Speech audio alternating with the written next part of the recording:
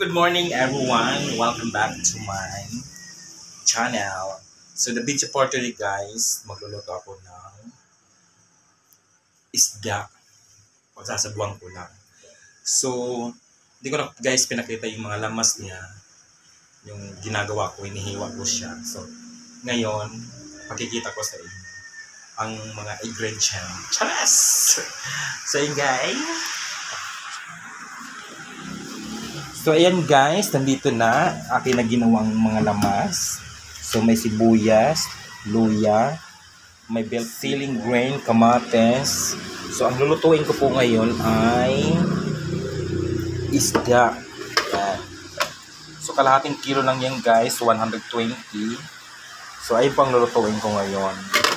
So inatay ko lang mag sinain ko. Magsain muna ako dahil kailangan. Charis! Pimping ko. Ngayon, si Chick Cyrus na. So guys, thank you so much for supporting my videos. Yan, supportahan niyo po ako lalo. At i-follow niyo po ako sa aking page, ang Russell TV. Ayan. So maraming salamat everyone.